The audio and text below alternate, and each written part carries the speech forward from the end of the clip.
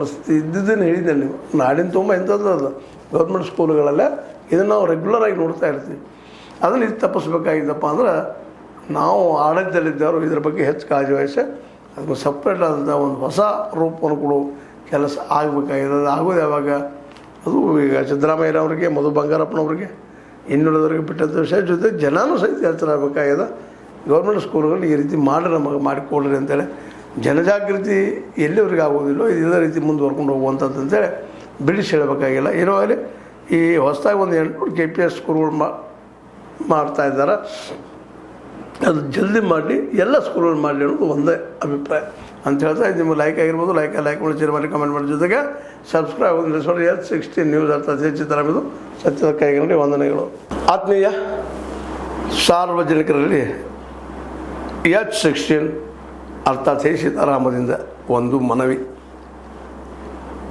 ಈ ಸಂಸ್ಥೆ ಭ್ರಷ್ಟಾಚಾರ, ಅನ್ಯಾಯ, ಅತ್ಯಾಚಾರಗಳಿಂದ ನೊಂದವರ ವೇದಿಕೆ. ಅನ್ಯಾಯಕೋರರ, ಭೂಗಳ್ಳರ, ನಶಾ ಸಾರಾಯಿ ಮಾಫಿಯಾಗಳ ವಿರುದ್ಧದ ಧ್ವನಿ.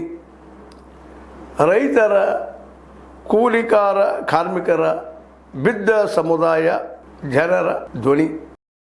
ಬೆಂಬಲವಾಗಿ ನಿಂತು ತನುಮನ ಧನದ ಸಹಾಯಕ್ಕೆ ಸಾರ್ವಜನಿಕರಲ್ಲಿ ಕೋರಿಕೆ. ದಾನದ ಸಹಾಯ ನೀಡಿ ಸ್ವಾತಂತ್ರ್ಯ ಪತ್ರಿಕೋದ್ಯಮ ಉಳಿಸಿ ಬೆಳೆಸಿ. ವಂದನೆಗಳು. ತಮ್ಮನ್ನೇ ನಂಬಿರುವ ಮಲ್ಲಪ್ಪ ಇ ಜೋತಾವರ್.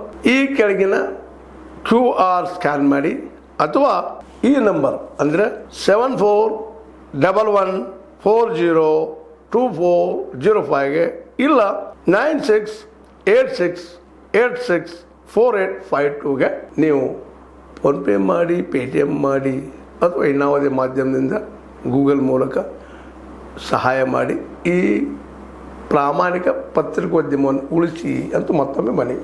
ವಂದನೆಗಳು.